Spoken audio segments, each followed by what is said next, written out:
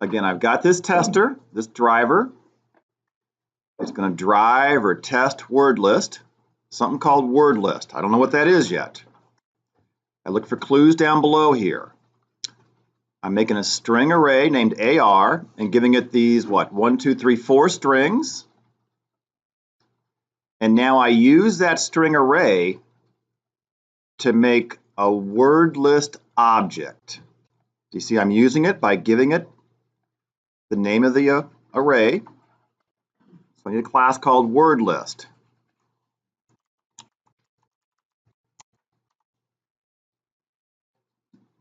WordList is a common class on the AP exam. I think in my little tenure of 20-some years, it's been the AP exam 2 or 3 times, a WordList class. Something like that. Maybe once, twice, 3 times. I know it's been on there before.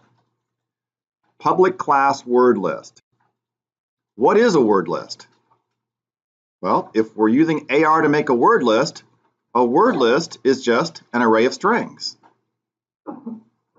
What is a student? Last week, what was a student? A student was a name and I think an age, right? Not much more for us last week. Okay. If you make a car, what's a car? It'd be a make, like Ford or Chevy, a model, like Mustang or Silverado. The qualities of the object make up what it is. That's the instance fields. Let's go ahead and write the constructor first. Let's go public word list. Now, what's it get? What is AR? What's it being given? It's being given or passed a string array. You can call it whatever you want to. You want to call it array, that's fine.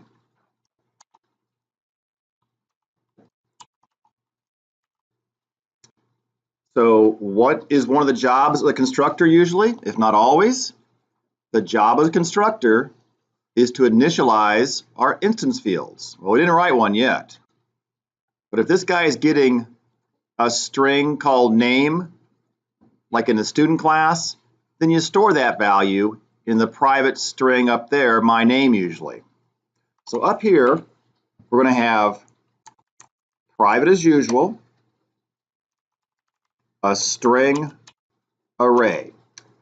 Let's use the format of the typical AP exam and go how about my list? That's short enough? My list, capital L. Now when we have an array as an instance field,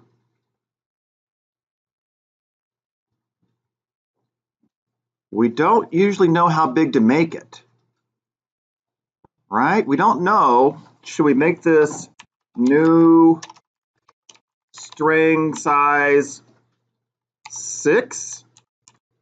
We don't know how many words will be in the array being passed to the constructor. Okay, we don't know what to do. So we just leave it. This is weird. It's almost so easy, it's weird, right?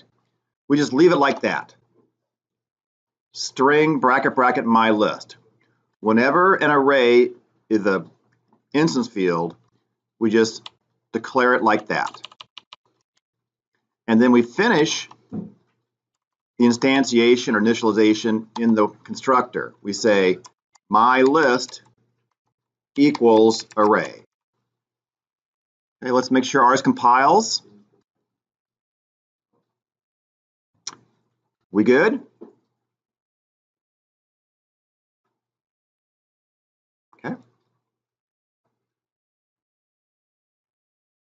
Let's see what's next in our tester over here, our driver.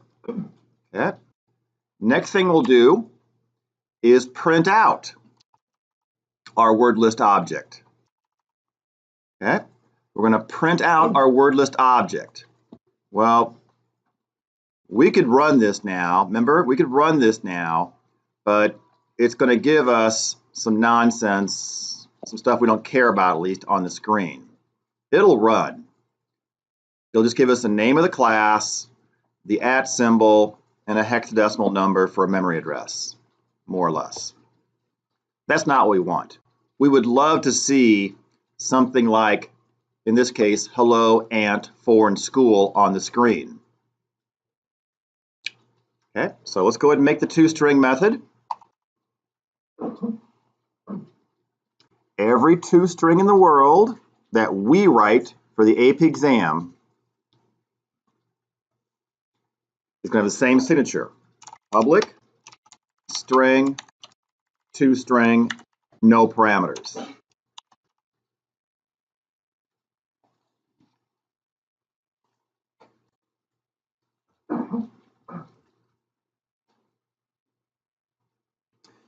You want to return back to this print line call all the values in my list in the form of a string. Well, they're already strings, so that shouldn't be too crazy hard. Okay, what I recommend doing for any method in the AP exam is paying close attention to the return type and making a variable of that type, like string s. Okay, make it the empty string.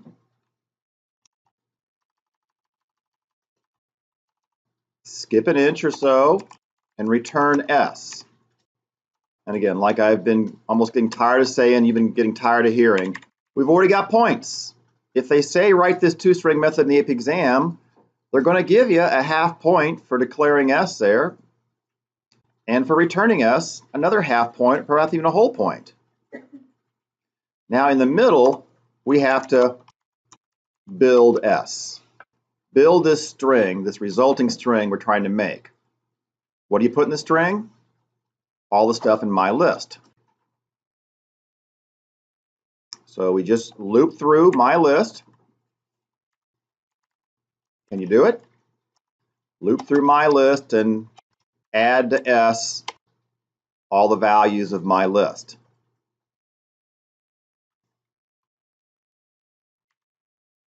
I'll do it quietly. You try and do it by yourself, right? You've been doing this now in Coding Bat since Monday night. I guess Tuesday in Coding Bat, Monday with the videos.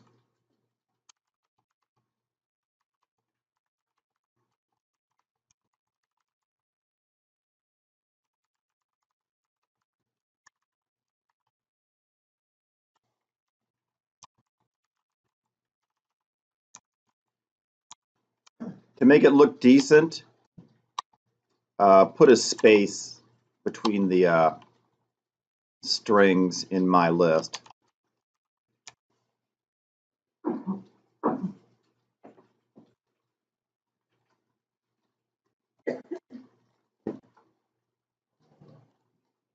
And so our toString method is working.